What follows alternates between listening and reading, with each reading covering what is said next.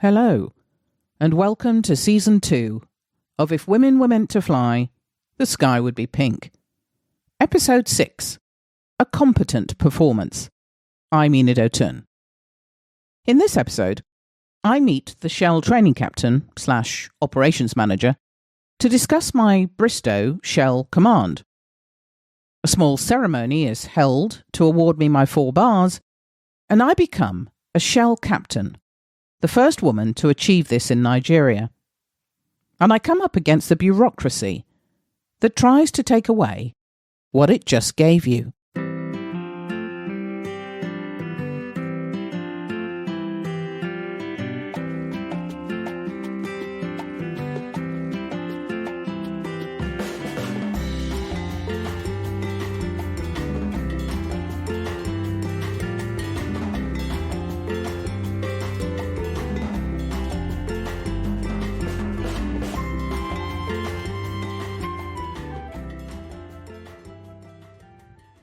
As the command stripes were placed on my shoulders, I started to tear up.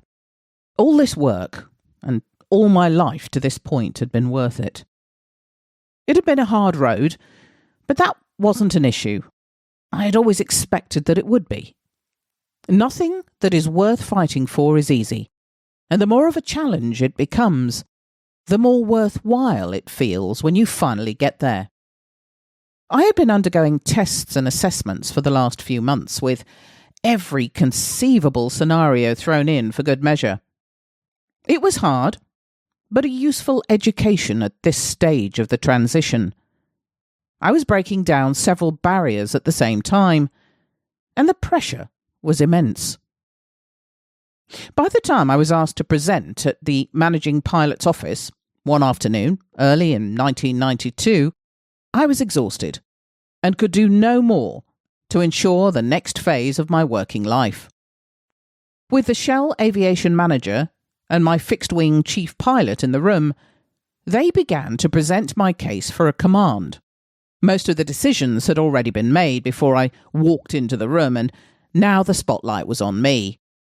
It had been agreed that I had both reached and exceeded the requirements for a command, and although Shell had not been here before, with a co-pilot rising through the ranks to obtain just that, they were eventually satisfied that I was there. The Shell aviation manager addressed me directly with my accomplishments and congratulated me on being the first co-pilot to have made the transition. He also pointed out that I could be very proud of myself for also being the first woman to do this for this particular operation. My chief pilot addressed me next and gave me a glowing recommendation. This was personal and professional, and I had a lot to thank him for fighting my corner.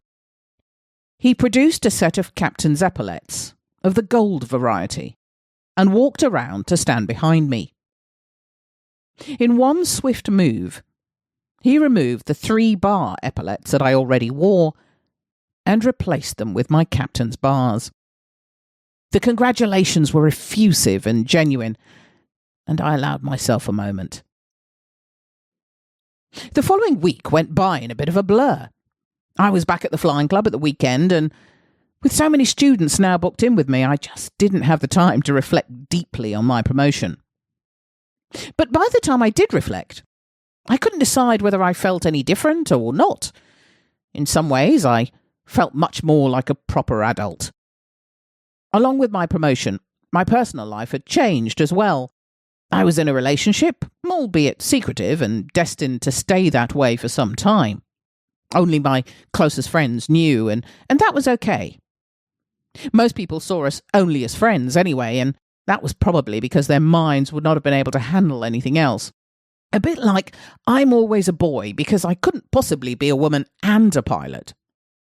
My life seemed complete at this point, but I didn't really recognise it. I just didn't have those required clues to guide me through adulthood from a dysfunctional childhood.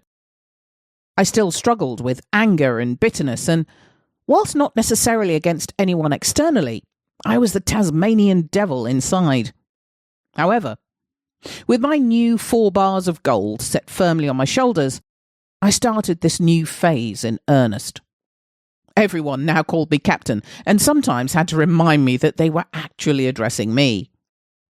I was now rostered as a full shell captain, and would either fly with another captain or senior first officer. As I was a new captain, it was good practice and procedure to have me fly with a more senior co-pilot.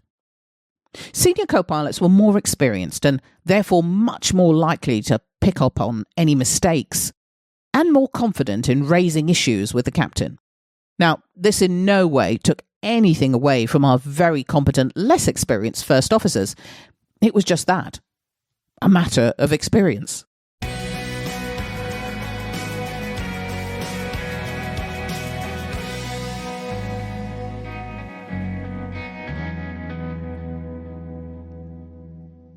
My first flight as a newly promoted captain was exciting.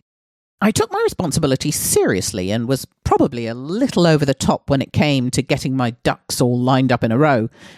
I checked and rechecked everything that came my way that day, and things took longer than they should.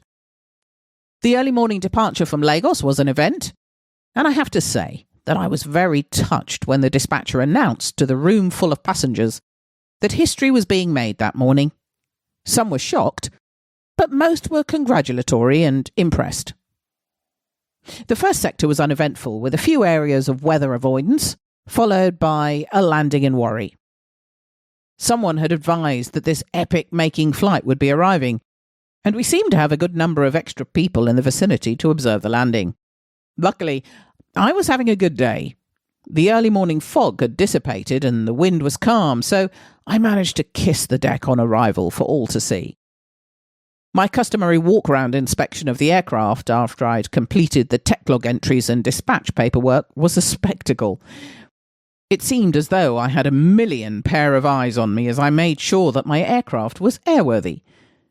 The departure from Warri was always interesting, as the runway intersected the road, and so it had to be closed whilst we taxied out and turned around to make sure that we had every inch of available runway surface for takeoff. We had a huge audience. News travels fast. Our second stop of the day was Port Harcourt, and usually if the weather is good, a technically straightforward visual approach is flown, and this was the case as we arrived. The crew would spend the next 6 hours on the ground here, either at the local hotel, which was 5 minutes' drive from the airport, or at the Shell camp in downtown Port Harcourt. I decided that we would go to the camp and get lunch, followed by some downtime at our allocated accommodation. On this occasion, I would be spending my time in the captain's quarters, which was a little surreal. I usually had a well-rehearsed ritual when I had this amount of downtime, a lot of which was spent reading my favoured Russian novels. However, on this occasion, I was working my way through the aircraft flight manual, even though I knew it well enough already. Thinking back now, I realised that this was a natural reaction to something new for me. I wanted an information overload, just in case anything should go wrong. I had to fly all the sectors that first day of my command. Standard procedure dictated that as a new captain. By the time we returned to Lagos after a very uneventful flight, I was more exhausted than usual. Our senior engineers came out to meet the flight, as did my chief pilot. I was touched by the concern and genuine excitement from the ground crew, as well as my operations staff, who wanted to make sure that I'd had a good day as a new captain. My colleagues were a great support to me in those early days. If you think about it, they had known me since I first made an appearance in the hangar as a scrawny 8-stone youngster all those years before. With their help and nurturing, and despite very challenging circumstances, I had emerged against all the odds as a reasonably polished, proficient, and sensible adult and pilot. The next phase of my working life would begin in earnest, and although I didn't know it yet, I would have some challenging, insightful, frightening, intense, and educational experiences ahead of me. The next few weeks would be busy. I was still teaching at the Lagos Flying Club, and the number of students had increased substantially. In order to keep flying commercially and teaching, I had to hire an additional flight instructor to help out. This would be in the form of a good friend that I had trained with in the United States, and who was also now a successful pilot in Lagos, having spent a number of years as an instructor in Zaria, in the north of Nigeria. We had met whilst at the Airline Training Institute during our flight training and had become firm friends. He was tall and handsome, and as I would learn later, had a crush on me. Given that feelings like that were alien to me at the time, I brushed it off as infatuation. After all, I was not the kind of girl anyone went out with. Well, that was how I felt at the time, and I was actually okay with it. My self-esteem was in poor condition in those days. We hung out together, flew together, and suffered self-doubt together about our ability to become commercial pilots. He was an absolute gentleman, kind and thoughtful, and a good friend. His interest continued after we returned to Nigeria. I just didn't know how to tell him I was gay or that I didn't want to pursue a romantic relationship, so I kept him at arm's length. It sounds callous, but I was still reluctant to divulge a lot of things, even to friends. He seemed okay with that at the time, and I didn't really want to dig any further into his feelings or risk losing his friendship, so I didn't discuss it. But it was great to have someone I trusted take up some of the excess work at the flying club. It meant that I could spend some time trying to figure out where I wanted to go next with my career. There had been some discussion at the company about moving into the charter market, which was taking off quite rapidly at the time. All our fixed-wing work up to this point was contracted to one or more oil companies.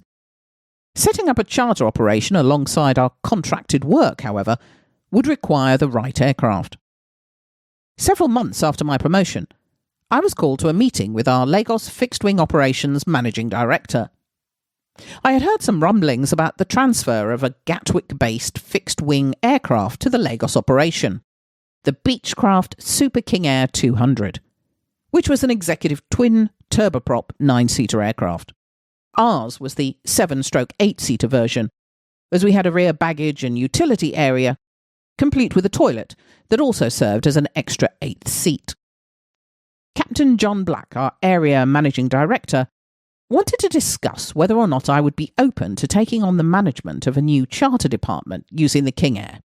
I would have my own office, dedicated staff, and the opportunity to choose my flight crew. Suffice to say that I didn't need any time at all to think about it. I jumped at the chance.